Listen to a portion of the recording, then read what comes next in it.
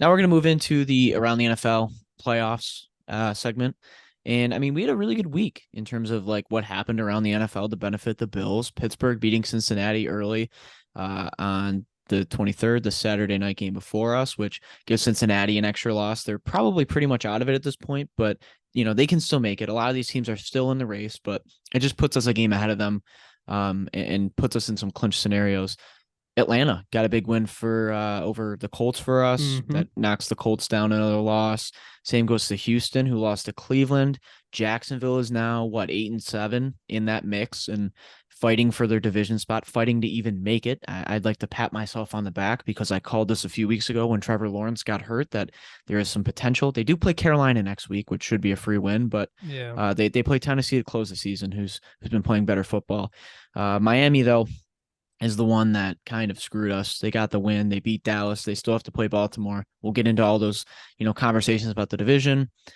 New England beats Denver, which was big for us, but we do have to play New England. And then I think everybody got a Christmas present on Christmas from the Las Vegas Raiders, who beat the Kansas City Chiefs. Not only beat them, embarrassed them. Mahomes looked like a crybaby again. Andy Reid Yep. had his own situation with Kelsey. Did you watch that game on Christmas? Did you enjoy it?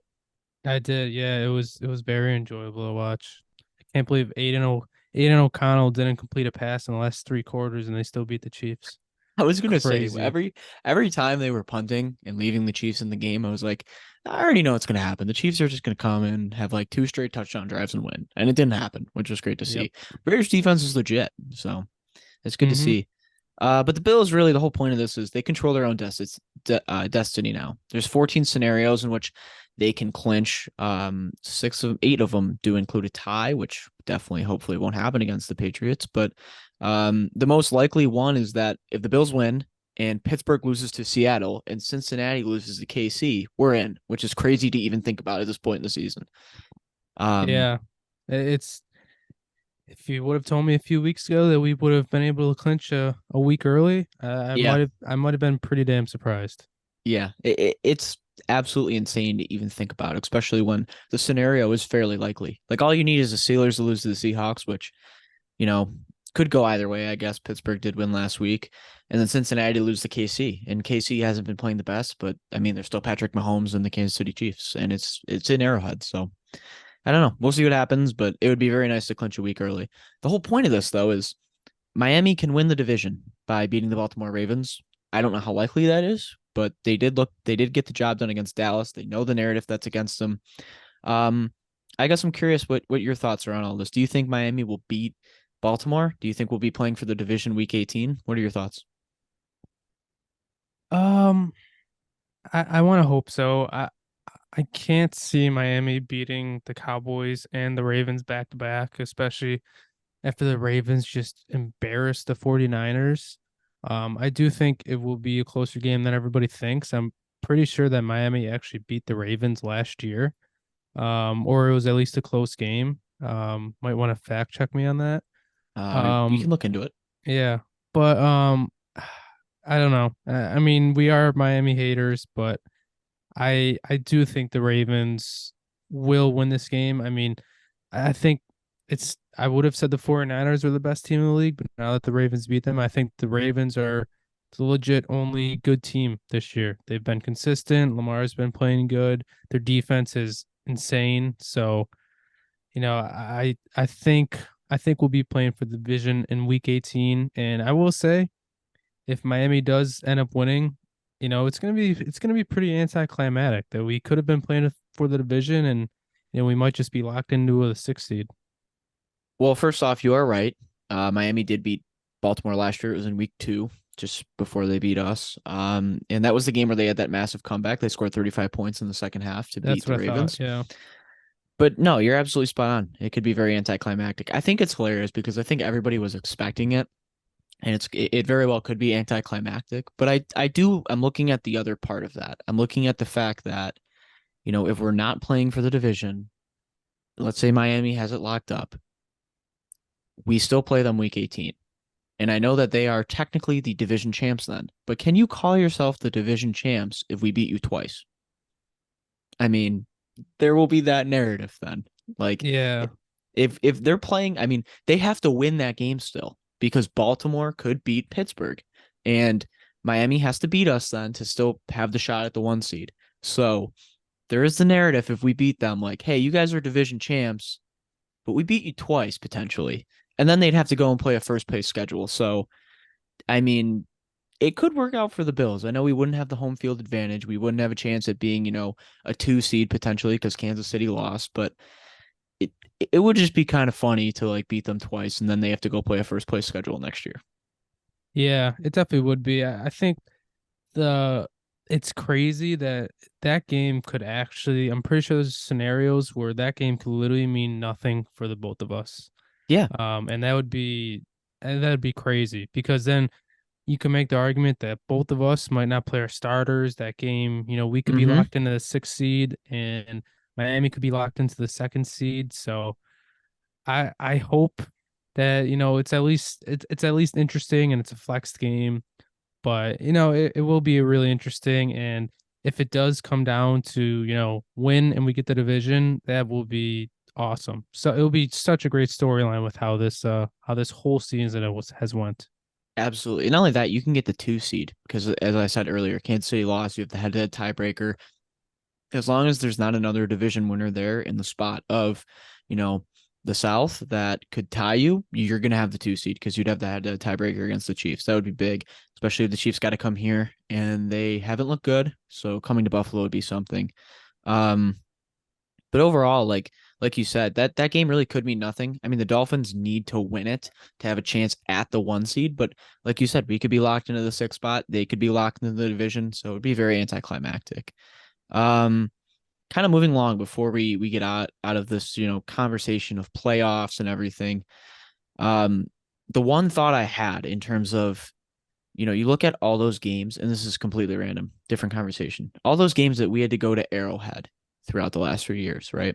Let's say Miami loses next week, the Bills win against the Patriots, clinch the playoffs, beat the Dolphins, take the division, get the 2 seed. There's a scenario where the Chiefs could be coming here after all that. Or we could be seeing the Chiefs in the second round, the first round, depending on how the seeding works out. All of going to Arrowhead makes it 10 times more comfortable to play there, especially when they have not looked their best. And then there's a scenario where they come here and they haven't played a game with fans here, which, in my opinion, I just feel like this is a total advantage against the Chiefs when they're looking their worst and we're looking good. And I absolutely love it. That would be awesome. I mean, it would be Patrick Mahomes' first away playoff game. Like that would Yeah. be awesome. He's going to So, have to play one this year unless the 2 and the 1 seed lose. yep. So there's some comfort in that. Um, Do you have anything else in terms of playoffs, seeding, anything that you want to talk about? I mean, it'll be a bigger topic next week and a bigger topic once we get into the playoffs and know what's set, but anything else? Yeah. If let's say everything goes our way and we get the 2 seed, who is your preferred 7 seed matchup? That's interesting. I like that a lot, actually, that question. I'm going to take a quick look over the standings. So, I mean, the Raiders are still in it. I would not want to play the Raiders again. They're kind of a sneaky team. I mean, Aiden O'Connell stunk last week, but um, I wouldn't expect them. The Broncos are another obviously team that you could end up playing. The Steelers, the Bengals, and then that whole AFC South is kind of tied. Um, to give a quick answer, I'd say the Steelers. I think that's kind of obvious. Mm-hmm. I'd love to play them. They don't look good. And then I think my second would be the Broncos. I think that would be a game where maybe that's a little bold, but in terms of like, the Colts are in the conversation, the Texans, but the Broncos I think would be like a kind of a revenge game back in Buffalo, and they haven't looked as good and we've looked a lot better. So I think that would be kind of like a round two and we got them in that. But what do you think? Curious what your thoughts are. Yeah, I pretty much agree with that. I was gonna say the Steelers.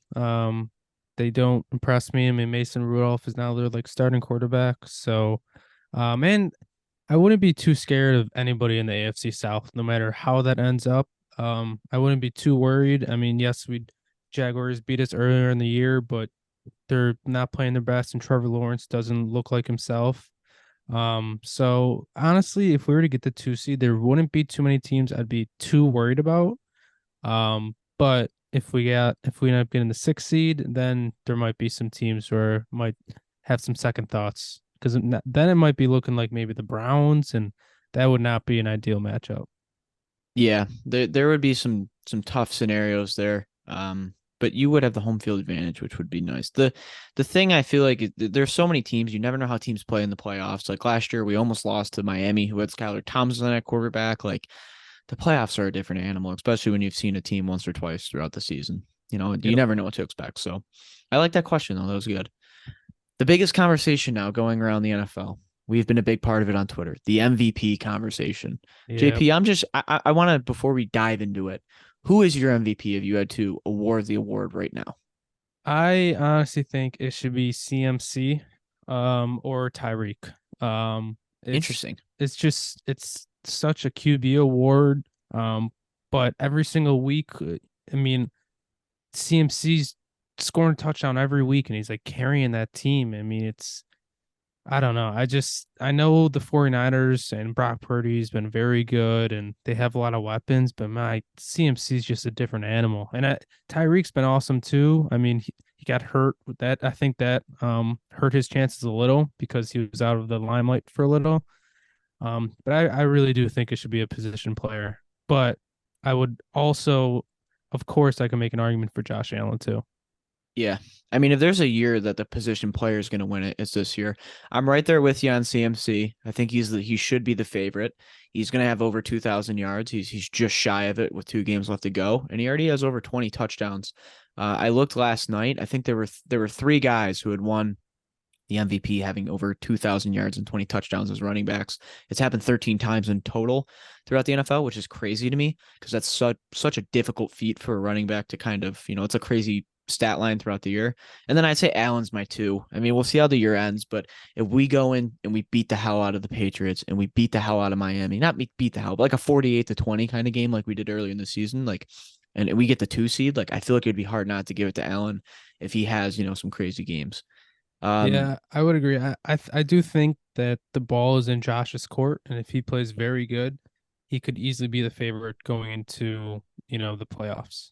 yeah, he's got to be elite, and that's the thing is it's voted on at the end of the regular season, so playoffs have no impact, but it will come out right before the Super Bowl. We'll see. I mean, it sucks because it's like I want Josh Allen to get it, but at the end of the day, it doesn't mean a ton. But it's kind of a legacy thing, and I think he's deserved it for a while.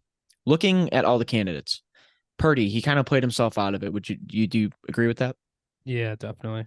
I mean, Lamar, even Sam Darnold came into the game and looked pretty good. It's such a plug and play system. Like, I'm sorry. Micah Parsons said on Twitter, he's like, it's weird because they're down by so much, yet you don't see them taking shots. You don't see Purdy like Hmm. just looking unreal, like gunslinging. Like it looked very much still within the system. Lamar, I don't know if his stats are good enough to be honest. I understand the debate. I mean, he's up there in terms of total yards with Josh and every other guy that you can name, but he doesn't even have a 2-to-1 touchdown interception ratio, which is just crazy, including rushing touchdowns. I know that He, they hand the ball off to Gus Edwards a lot, but it's just kind of crazy. I mean, he's like 16 less touchdowns than Josh. Yeah. If Lamar is it like, don't get me wrong, is he one of the best quarterbacks in the league? Yes. Okay, Hmm. but if he wins it, it's based off of team success. Like it's not off Yeah. of his success. He does not have MVP numbers. Like he would have the probably one of the worst MVP seasons ever. Yeah. I So mean, I think he it'd be a shame. he has 24 touchdowns and 13 turnovers. Those are total, including interceptions and fumbles and rushing and passing touchdowns. With me, the whole thing about it is like, what kind of precedent do you set for the future years? And like, if you're giving it to Lamar Jackson, I know his numbers are solid. You're giving it to the guy, then you have to give it to the quarterback of the best team every year. It's as simple Yeah. as that. Hmm. Regardless of who's playing at an elite level, it's just the most average, not average, I guess you could say, but the most above average quarterback on the best team. Like, and I agree to like when Patrick Mahomes and Josh Allen, for example, I think it was last year or 2 years ago, had similar statistical numbers, but Mahomes got the 1 seed. You give it to Mahomes, and he had a good amount more touchdowns. But I do think Hmm. wins play a factor. Like you have to be good, obviously, to get it. You're never gonna get it on a wild card team, most likely, unless Josh Allen is the exception this year. He could be, but there is a part of team success. I just don't think that this is Lamar Jackson's MVP to win. Yeah. I See, mean, did you watch a game last night? yeah, I watched most of it. I mean, it like I feel like the Ravens just get wins because their defense is very good too, and they have a running game, and they have more options this year for Lamar. It's not necessarily Lamar playing at the highest level of anyone. That's exactly what I was going to say. The Ravens defense had 5 turnovers. Okay. Lamar Jackson did not win that game. Yeah, he played good, but the defense dominated one of the best offenses in the league. Like, The I'm team that sorry everybody if thought was you the best. yeah, if you came out of that game and you were thinking that Lamar Jackson's the MVP, like I'm just not sure what you're thinking. Like the Ravens defense won that game. Yeah, I agree. CMC we talked about. We don't have to touch on him more, but it's just an all-time running back season. Tyreek Hill, you said he was your number 2 guy. I'm going to disagree with you on this one. Partly for the sake of disagreeing, but also I don't think he's going to, and he's been amazing this season. He's not going to hit that 2,000-yard threshold unless he has a crazy game. He's Yeah. just about like 400 yards away. And I feel like that's kind of like the threshold of like, if you're a receiver that wants to get it, you have to have an all-time historic season. And he's having a very good season. It's going to be top 10 in receiving yards, maybe top 5.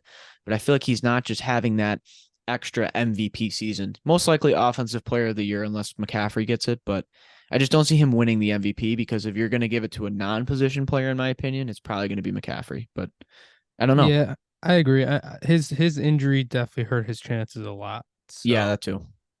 The one thing I have seen too, the debate of like you can't get it if another guy is in the conversation on your team. I heard somebody say that. I think it's somewhat valid reasoning. Like Purdy was in the conversation for a while, so is CMC really the most valuable? But I just feel like the statistics that CMC is, and you can say the same thing for Hill, like Tua's in the conversation, but Tyreek Hill deserves to be in the conversation because he is really that good. He's elevating that team that much. What do you think yeah. about Tua in the conversation? Do you think it's kind of the same thing as Lamar? Yeah, I mean, Tua's had a very good season too. Um, I'm not too much of a Tua hater. I think he's a very good player. Um, but I don't think he has the MVP numbers. I think he should be in the consideration. I don't think he should be up there. And like you were just saying, if there's another guy in their offense who's having an incredible season, I would probably lean towards the playmaker rather than the quarterback. Yeah, I'd agree. It's tough to give it, when teams have success and there's multiple guys. And then like the last person, Josh Allen. That's the last person I think that's really in the conversation at this point. I know Jalen Hurts was in it for a while. The Eagles have kind of fallen off.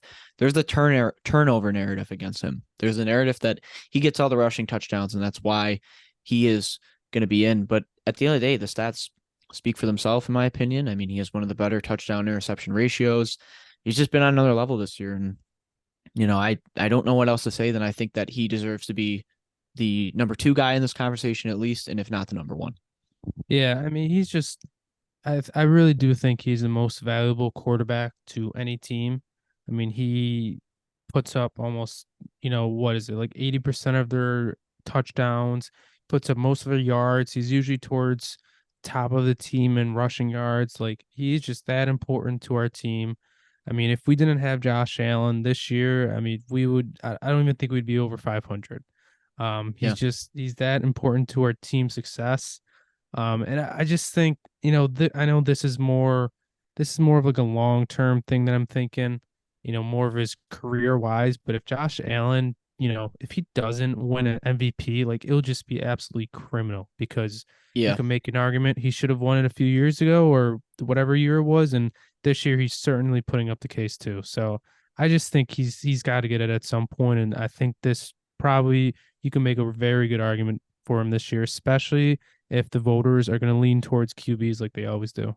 Yeah, the narrative against him is always his stat line isn't good enough because he has too many interceptions or a record isn't good enough. And, the year that we were 11-6, Aaron Rodgers just happened to finish 13-3.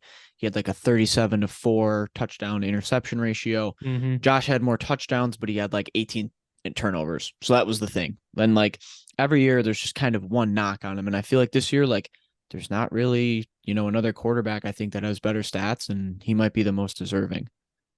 The one Yeah, I thing, mean, one more thing is like I've seen some people saying, yeah, this isn't even Josh's best year. Well, it's not even Josh's best year, and he's still putting up MVP numbers. Like, yeah, he's just insane. he deserves it. He absolutely deserves it. And maybe this isn't the year, but if he continues to play at an elite level for another 4, 5, 6 years at least, and doesn't get an MVP, it's just going to be sad to see that he retires without one. The one thing I've heard against him, I got this reply on Twitter today, was Josh Allen's turnovers have lost him too many games. And I kind of thought about it for a second. I was like, outside of that first game in New York where he threw 3 interceptions, I don't think you can say there's another game where Josh Allen's turnovers lost them the game. You look at Philly, he had a turnover, he had a pick that put them in a bad situation, but the guy was probably his top 3 game I've ever seen Josh Allen play. I don't think you can say that he lost them the game. Do you think that's fair? I I completely agree. I mean, don't forget Jalen Hurts also had an interception that game, people. Yep. Yeah, I mean, Josh played awesome that game. He was probably the best player in the field. Just because he had one pick doesn't change the fact of everything else he did that night. Yep. The Denver game that we lost. I mean, he led the game-winning drive. It wasn't him who fumbled the ball twice. James Cook almost had 3 fumbles. The defense didn't get the stop at the end of the day. Do you think it's fair to say he lost them that game with an interception? No, definitely not.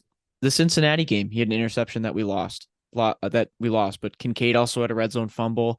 The defense allowed points early in the first half. Do you think it's fair to say that he lost them that game?